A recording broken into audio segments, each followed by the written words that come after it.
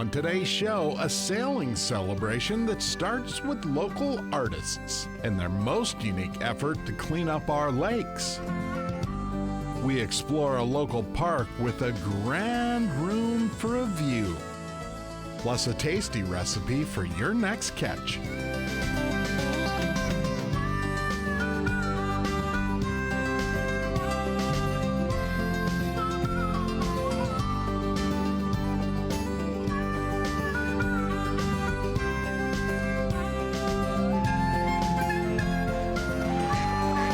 Minnesota Bound, presented by Connecticut Water Treatment Systems. Hi everybody, Bill, Millie and I welcome you to Minnesota Bound. Up first today, the art of the outdoors, thanks to a very special grant. Local painters hope their work inspires others to know the risks of invasive species.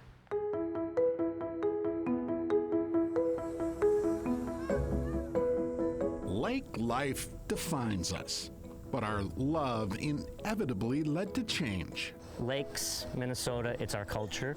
We love them, and invasive species are a threat to what we love about our lake. Over time, we, the users, somehow introduced non-native plants and critters to many of our watery ecosystems and act with consequences. But one man would never paint any picture of defeat.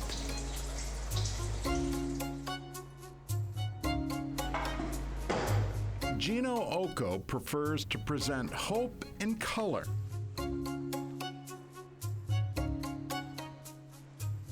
His larger-than-life message. So I got involved with this project through freshwater stewardship, and I was interested. So I'm like, you know what, let's do it. It's to bring awareness to aquatic invasive species. From Gino's perspective, and then I look from on top as high as I can, looking down. although painting a piece this big comes without shoes and on tippy toes. So now the tricky part is knowing where I've painted so I don't step on it.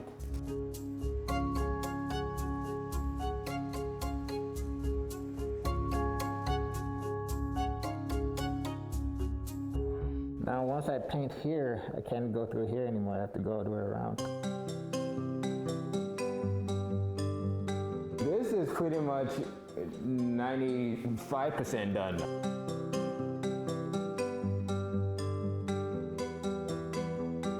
So I've put in AIS because I feel as though, when someone sees it, on their boat or on their sail, they, like, out of curiosity, is what is that? What does it mean? And I like the message behind it and what it's for. For an aquatic spectacle that attracts a weekend crowd. We just lucked out with today. I thought we were going to get stormed out. Really thank you for coming down and celebrating with us. The focus of this project really started with our interactions with the lake and aquatic invasive species, but making sure we brought a diverse voice and diverse artists here to share that experience with you, to connect us to our history and to our lake and our actions on Lake Minnetonka. A grant project to educate people on invasive species. 5 colorful sails. It's really cool to see them in their actual purpose. The work of 5 creative minds. I'm very excited. These sails turned out gorgeous, and the artists were having so much fun. I enjoy fishing for carp, even though they're an invasive species, so I wanted to highlight them as my focal point. They'd done murals and things before, but an odd-shaped canvas with inks that nobody's ever touched before. It definitely absorbed ink a little bit more than a typical canvas would. We didn't get any white paint, so there was no erasing. Just amazing. The artist told us a little bit about it, and with the fish, and how important it is that we keep our nature clean. A message best understood. Let's go sailing. On the water. Seems everyone wants a ride. Come here, baby. It looks very artsy. Yeah, it's beautiful. Yeah, it's very lovely. I'm glad the wind is picking up. So Sandra Alb sails with the new AIS billboards. they are the exact same branding as our usual sails, so it's just like sailing normal, but with more to look at.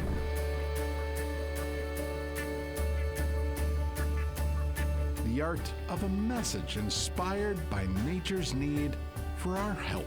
Everybody loves enjoying our lakes, and for them to, stay what we're used to, being comfortable to swim in, fish, ski, sail, enjoy those lakes. The aquatic invasive species really changed how our lakes operate. Being able to even just raise awareness for people to understand that that's an issue is a big deal. Minnesota Bound is brought to you by Connecticut Water Treatment Systems, Ice Castle Fish House and RV, Leech Lake Area Tourism, and by Coors Light.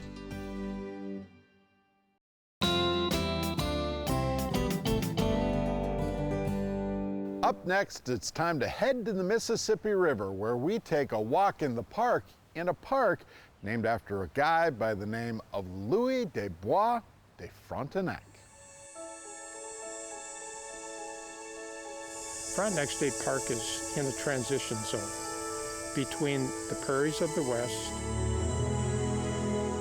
and the hardwood forests of the east.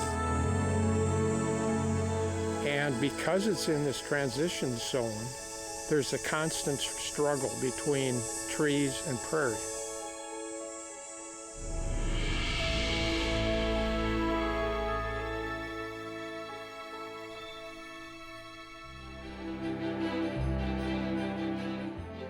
We're kind of a hidden gem in the Minnesota State Park system. We're in the southeastern region that is so easily accessible by so many people. It's close to the cities, it's close to Rochester. It's really just kind of tucked away. Not a lot of people know about us yet.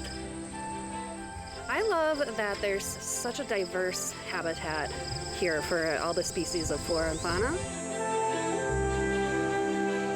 From savanna, prairie. We have the bluffs, we have lakes, creeks, ponds, streams. So it offers just a myriad of opportunities. It's really just a special park in that aspect. We just made some new acquisitions, and that puts the park acreage up to about 2,500, 2,600 acres. Our trail system is 13 miles for hiking. We have various difficulties of trails, so because of our location on the bluffs, we have different elevation gains. So we are at the Indiantiopa Rock, which is a natural limestone arch with a hole in the middle. So Indiantiopa is the name, which stands for rock with opening in the Dakota language. This is one of our most popular destinations. People want to come and see it. I can see why. It is a striking formation.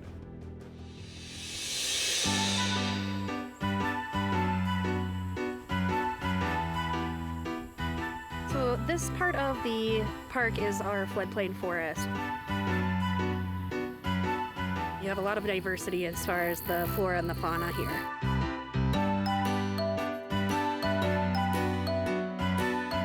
The river will flood and the soil will become inundated. The water will come as high as the boardwalk here.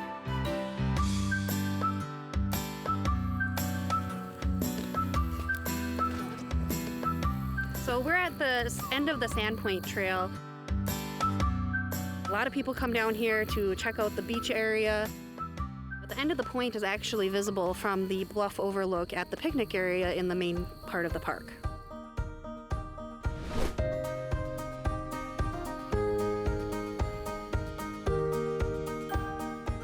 So behind us we see Wells Creek, which runs through the park.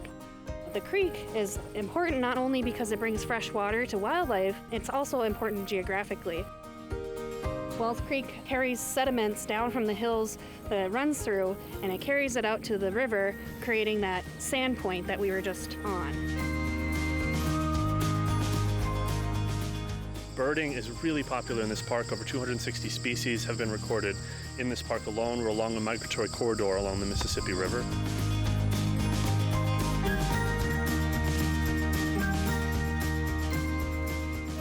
58 drive-in campsites, 19 are electric. We also have 6 cart-in sites and 2 backpack sites.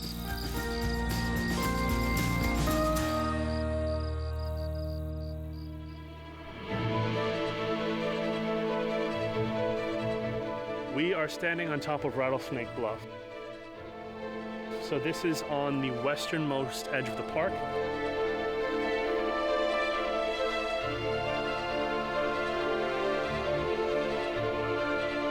This is a really, really special place in the park. Not too many people know about it, and it's very difficult to get here. You know, when people think of Minnesota State Parks, they think of the North Shore, they think of Itasca, they think of the beautiful parks that we have up north. This is definitely one of the up-and-coming parks in the Minnesota park system.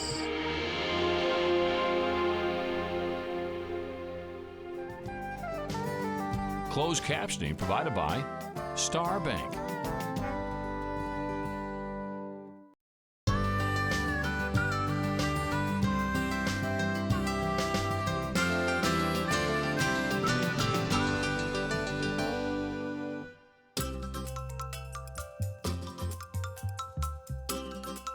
It's an extra special day here at Wild in the Kitchen because we are cooking up a crowd favorite. And I'm here with Chef Kevin Kowalson from Fire Lake Grill House and Cocktail Bar. And Chef Kevin, I see walleye in front of us, and you know what that means. Everybody smiles when they see walleye, don't we? So what are we making today? We're doing a wild rice crusted walleye. Ooh, that sounds delicious. Is the wild rice also native to Minnesota? Yeah, another native ingredient, yeah. Fantastic. So what do we do to get started? Our first step? Grab the wild rice, we're gonna toast it. Okay, so we're gonna toast it first. Yeah, so we're gonna put this into 400-degree oven for 8 minutes. And what does toasting do? It brings out a little bit of the natural nuttiness of the wild rice. All right, 8 minutes? 8 minutes has gone by. The wild rice is rested, it's come out to about room temp, so now we can throw it in the blender. Fantastic. How easy is this to make your own homemade flour? Yeah, Love it. Gluten-free. Jinx. Oh yeah, you know it's working. Is that good? Yeah. Look at that. That looks good. And wild rice is actually a grass and not a grain, right? Correct, yeah. For those paleo eaters there. Not technically rice. And we're gonna add a little Old Bay right into that. All right, Laura, now we're ready to pass that through our strainer. Throwing it through the strainer to prevent what? Just to get out any big chunks that may have been left behind. So you're just getting a nice fine powder here. And now we're just left with the flour. Yep. All right, so if you want to grab a plate. Voila. Voila, there's our flour. Okay. Okay, Laura, we're gonna make the chimichurri sauce now. Excellent. We're gonna pulse up our parsley.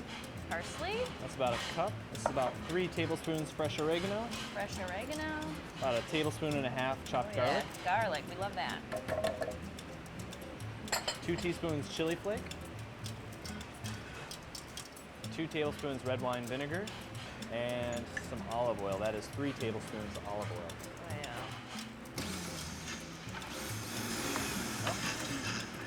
I think we're good. All right. Oh, yeah.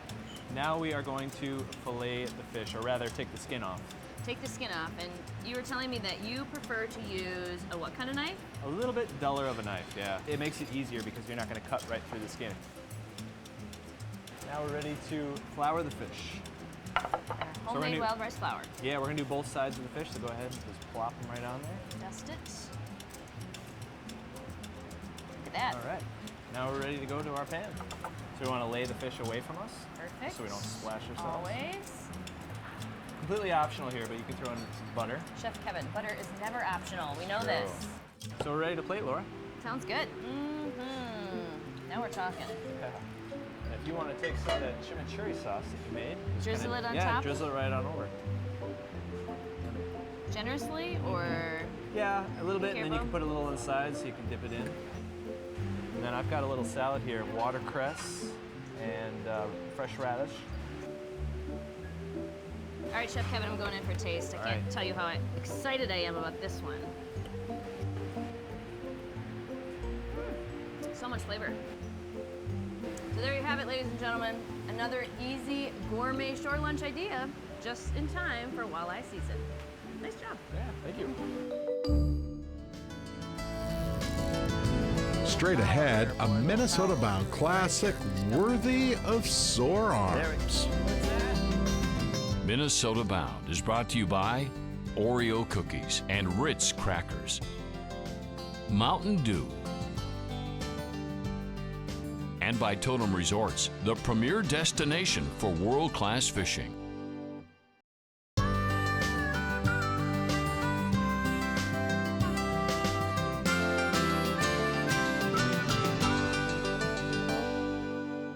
Up next, a Minnesota-bound classic that took Ron Shera to the coast. Yeah, to a special fishing hole where he met his match.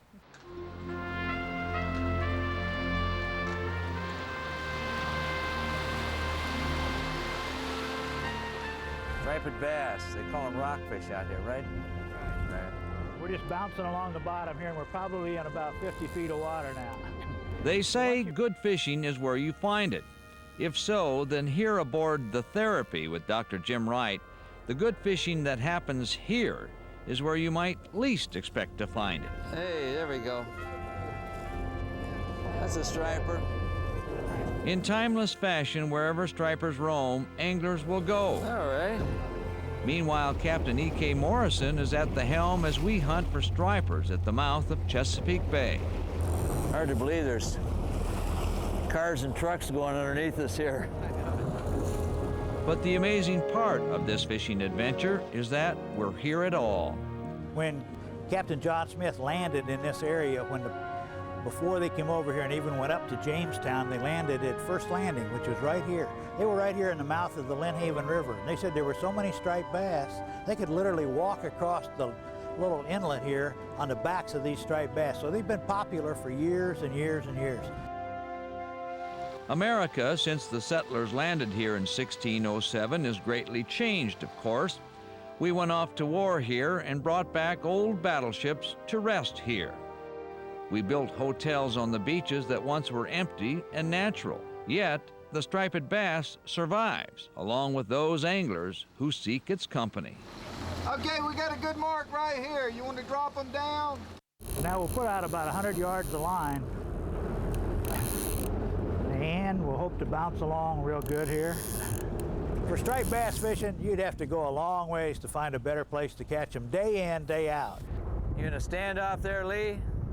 You catch rockfish all year round. Size is the biggest thing. In the winter months when it's cooler, you catch the bigger fish.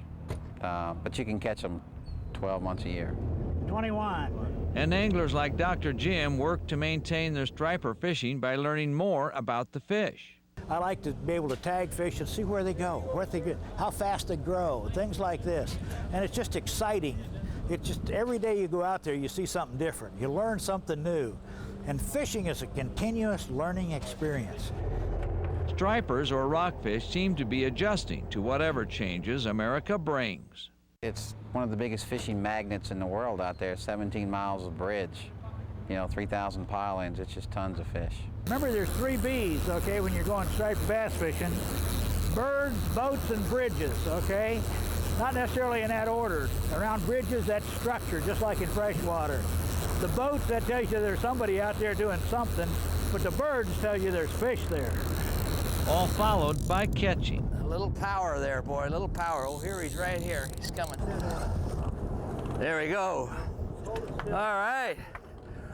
Woo! All right, that's my biggest striper. Huh? Keeper. The fish are here. The captain's got us in the right place. The settlers probably said the same thing 400 years ago. Den in it. All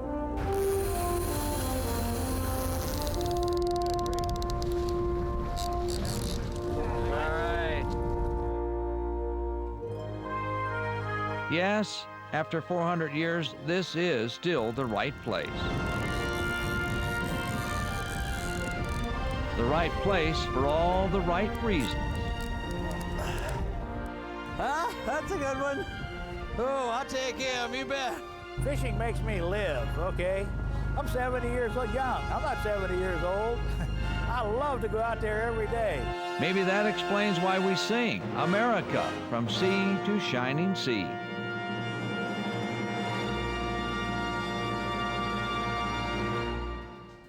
Now that looks like a good time. Absolutely. We should go. We should go. Not today, unfortunately, because we're out of time. So we'll see you back here next week. In the meantime, Millie, like we always say, don't forget to introduce a kid to the great outdoors, right? Transportation provided by Premier Transportation. Call 1-800-899-7433.